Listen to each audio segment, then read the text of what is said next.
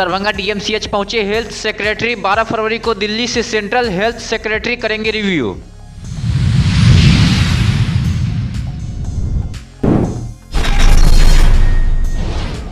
भूदान की जमीन को लेकर आयुक्त ने की बैठक।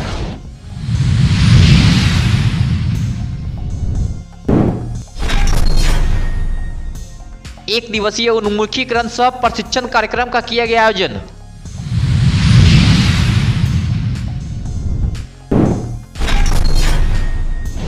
केवटी प्रखंड मुख्यालय सभागार में विदाई सह स्वागत समारोह की गई आयोजित।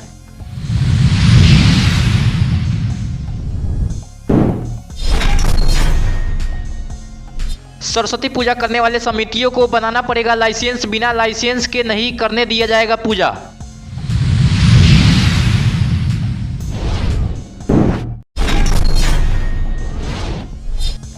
सीमावर्ती क्षेत्र जयनगर नगर पंचायत की साधारण बोर्ड की बैठक हुई संपन्न।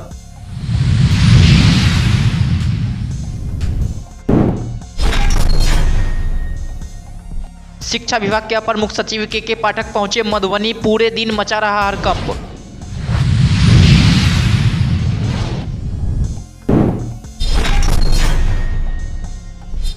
अनुष्ठान के नाम पर मंगलसूत्र उड़ाने वाले 3 आरोपियों को पुलिस ने धर दबोच कर भेजा न्यायिक हिरासत में।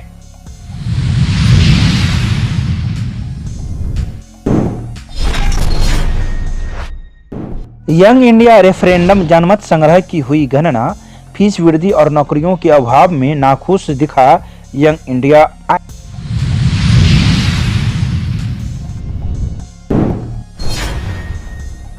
मिथिला विश्वविद्यालय के धरना स्थल पर मिथिला स्टूडेंट यूनियन के कार्यकर्ताओं ने किया प्रेस वार्ता। 11 मार्च को करेंगे विश्वविद्यालय में धरना प्रदर्शन।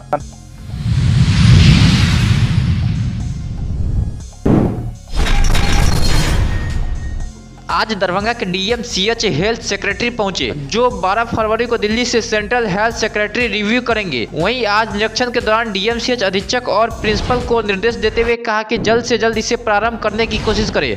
जी, सुपर स्पेशलिटी का मतलब होता है कि जो अत्यधिक विशेषज्ञता चाहने वाली जो बीमारियां हैं उनके इलाज के लिए यह ब्लॉक बना है।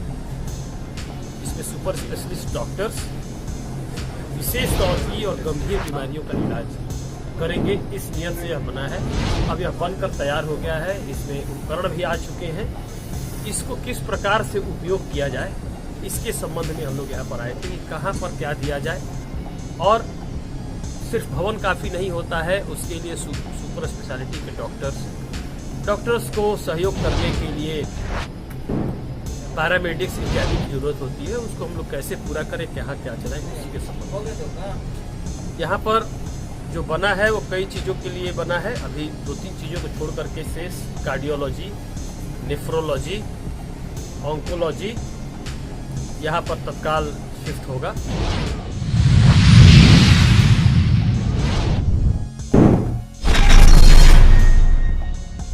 आयुक्त कार्यालय दरभंगा के सभागार में आयुक्त दरभंगा प्रमंडल मनीष कुमार की अध्यक्षता में 50वां भूदान अधिसूचित वर्ष 2024 के अवसर पर दरभंगा प्रमंडल में भूदान से प्राप्त भूमि की अद्यतन स्थिति एवं विशेष भू संरक्षण को लेकर दरभंगा प्रमंडल के तीनों जिला के राजस्व से संबंधित अधिकारियों एवं जिलाधिकारियों के साथ कार्यशाला सह बैठक का आयोजन किया गया। बैठक में जिलाधिकारी समस्तीपुर योगेंद्र सिंह, क्षेत्रीय परिवहन प्राधिकार दरभंगा राजेश कुमार, आयुक्त के सचिव सत्येंद्र कुमार, अपर समाहर्ता सह जिला लोक शिकायत निवारण पदाधिकारी अनिल कुमार, तीनों जिला के अपर समाहर्ता, सभी डीसीएलआर अंचलाधिकारी एवं तीनों जिला के भूदान मंत्री को संबोधित करते हुए आयुक्त ने कहा कि तीनों जिला में भूदान से प्राप्त सभी भूमि, जिनमें दरभंगा महाराज द्वारा प्रदत्त जमीन भी शामिल है, का अंचलवार डिजिटाइजेशन 15 दिनों में किया जाए, जिसमें रैयत का नाम, खाता, खेसरा सहित अंकित किया जाए।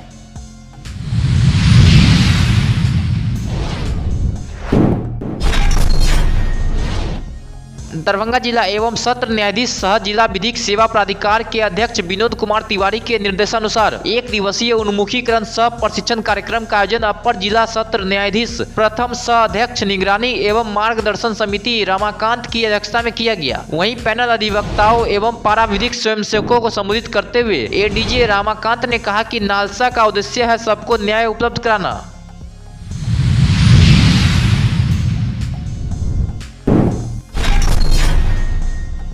केवटी प्रखंड मुख्यालय सभागार में निवर्तमान प्रभारी सीओ चंदन कुमार के स्थानांतरण और नए अंचलाधिकारी के आगमन पर अंचल कर्मियों की ओर से स्वागत सह विदाई सम्मान समारोह का आयोजन किया गया। समारोह में नए सीओ भास्कर कुमार मंडल का स्वागत किया गया। समारोह में निवर्तमान प्रभारी सीओ को पाग चादर, पुष्पमाला एवं अंग वस्त्र एवं अन्य उपहार भेंट कर सम्मान किया गया एवं उन्हें विदाई दी गई। वहीं नए सीओ का पाग चादर और पुष्पमाला भेंट कर स्वागत किया गया।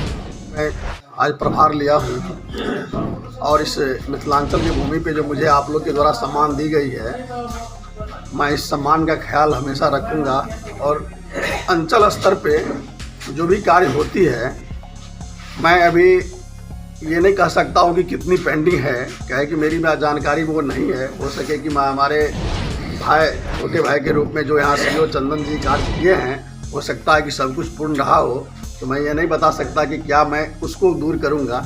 मैं जो भी कमियाँ होगी मैं उसको प्रयास करूँगा कि ससमय निष्पादन हो।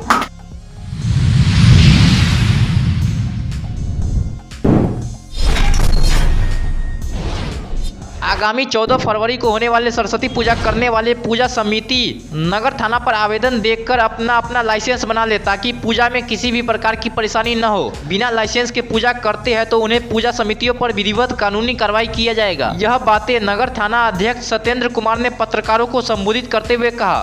जो भी सरस्वती पूजा करने वाले पूजा समिति हैं, उनको निर्देश है कि सभी लोग अपना लाइसेंस समय से थाना पर आवेदन देकर के प्राप्त कर लें। बिना लाइसेंस के जो भी सरस्वती पूजा की मूर्ति रखेंगे या जुलूस निकालेंगे, उनके ऊपर कार्रवाई किया जाएगा। विधि सम्मत जो भी कार्रवाई बनती है उनके ऊपर किया जाएगा। और डीजे का उपयोग नहीं चलेगा, डीजे का उपयोग नहीं करना है। अगर उसके लिए भी लाइसेंस मिलता है लाउड स्पीकर एक्ट के तहत, वो भी अपना ले लें। और जो अगर ये सोचेंगे कि बिना लाइसेंस की मूर्ति रख ले, तो उनको मूर्ति विसर्जन के बाद भी उनके ऊपर कार्रवाई की जाएगी। तो अभी तक कितने व्यक्ति को? अभी तक हमारे पास दो व्यक्ति के द्वारा आवेदन प्राप्त हुआ है। पिछले साल 12 आवेदन प्राप्त हुए थे, इस बार अभी तक 2 आवेदन प्राप्त हुए। जो भी व्यक्ति बचे हुए हैं उनसे निवेदन है कि आप लोग के माध्यम से भी उनके पास ये सूचना चली जाए कि वो लाइसेंस प्राप्त कर ले समय से।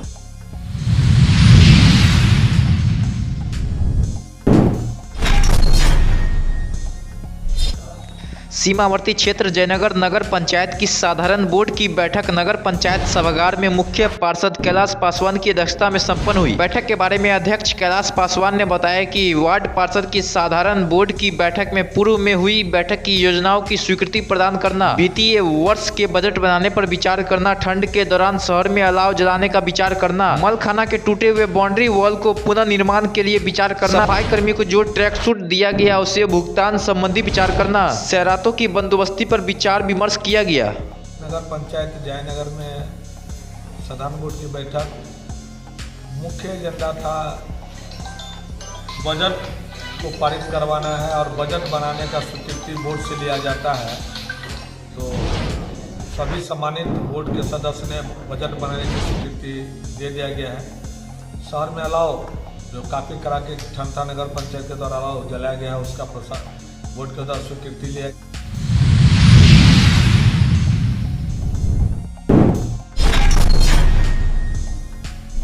बिहार सरकार के अपर मुख्य सचिव के पाठक का मधुबनी कल देर शाम आगमन हुआ था, जहां के पाठक के आने से शिक्षा विभाग में खासकर विद्यालय के शिक्षक में हड़कंप पूरे दिन मचा रहा। बता दें कि देर शाम पहुंचे अपर मुख्य सचिव के पाठक ने घुघरडिया पहुंचकर शिक्षक प्रशिक्षण महाविद्यालय पहुंचकर बारीकी से महाविद्यालय का औचक निरीक्षण किया एवं वहां से वापस होने के बाद मधुबनी नगर स्थित एक होटल में रात्रि विश्राम किए। इसी बीच जिले के विभिन्न विद्यालयों में शिक्षक सतर्क और समय पर विद्यालय में उपलब्ध एवं सावधान दिखाई पड़े। प्राइमरी की वैकेंसी आएगी नहीं सर? प्राइमरी सही ना मतलब है, प्राइमरी और मिडिल की 50,000 की वैकेंसी TR4 में रहेगी। समझ गए? 10,000 हो तुम। Thank you sir. 10,000 हो ना? सीट कितनी है? 50,000 TR4 की।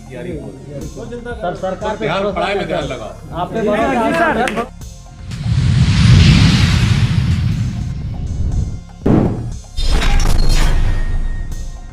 पारिवारिक कलह को अनुष्ठान के द्वारा दूर करने के नाम पर 4 लोगों ने एक रिटायर्ड प्रोफेसर के परिवार को ठगने का प्रयास किया था। अनुष्ठान के दौरान ठगों ने प्रोफेसर की पत्नी के गले से 3 भर का मंगलसूत्र गायब कर दिया। हालांकि उन लोगों की सजगता के कारण 3 ठग पकड़े गए और एक ठग मंगलसूत्र लेकर फरार हो गया। सर के यहाँ कल देर शाम 4 लोग गए, चारों तांत्रिक होने का स्वागत करते रहे काफ़ी देर तक और पूजा पाठ झाड़ फूँक इत्यादि के बहाने ही कुछ छूने का चेन वगैरह खुलवाया और उनमें से 4 लोगों में से एक व्यक्ति आंखों में धूल झोंक कर चेन लेकर वहाँ से निकल भागने में सफल रहा। घर वालों की अलर्टनेस और पुलिस की तत्परता से बाकी 3 लोग जो उनके गिरोह के थे उन्हें पकड़ लिया गया है। कारण दर्ज कराकर उनसे पूछताछ की जा रही है। ये तो पूछताछ की जा रही है। कुछ और रिपोर्टिंग आ रही है। बिरौल से एक सज्जन आए थे जिन्होंने कहा कि पहले उनके साथ भी ऐसा इन्होंने किया है, लेकिन उस बात की पुष्टि अभी तक नहीं हो पाई है यही लोग थे या नहीं।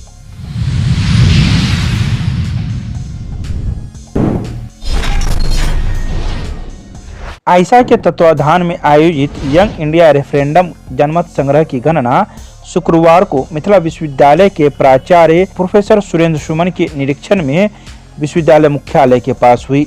हजारों मतों की लंबी गणना के उपरांत परिणाम घोषित करते हुए निरीक्षक प्रोफेसर सुरेंद्र सुमन ने कहा कि छात्रों नौजवानों में फीस वृद्धि, छात्रावास केंद्र सरकार के वादानुसार 2 करोड़ नौकरियों को केंद्रीय प्रश्न बनाया है। इसी आधार पर उन्होंने सर्वाधिक मतदान किया है। क्रम था 7 से लेकर 9 तारीख तक और हम लोगों ने 3 जगह पे चलाया है। पहला दिन 7 तारीख को मेरा रेलवे स्टेशन दरभंगा पे चला। दूसरा दिन नरगौना पैलेस में पीजी की पढ़ाई होती है मिथिला यूनिवर्सिटी में, उस कैंपस में चला और आज भी 1-1.5 घंटा नरगौना कैंपस में चला है। बाकी बात यहाँ पे चल करके लास्ट में भी हम लोग गणना किए हैं। गणना के पर्यवेक्षक कॉमरेड सुरेंद्र प्रताप सुमन सर हैं और इन्होंने गिनती करके अपना बता दिए हैं कि हजारों छात्र ने भाग लिया।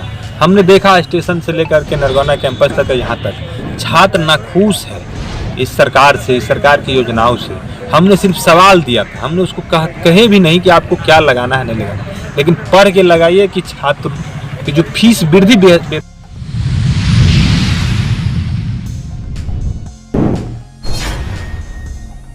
मिथिला स्टूडेंट यूनियन के द्वारा शुक्रवार को विश्वविद्यालय परिसर में एक प्रेस वार्ता का आयोजन शुक्रवार को किया गया, जिसमें मौजूद मिथिला विश्वविद्यालय के कार्यकर्ताओं ने मीडिया को संबोधित करते हुए कहा कि विश्वविद्यालय में 15 सूत्रीय मांग को लेकर हजारों छात्रों के साथ आकर विश्वविद्यालय में आंदोलन करने के लिए आ रहे हैं।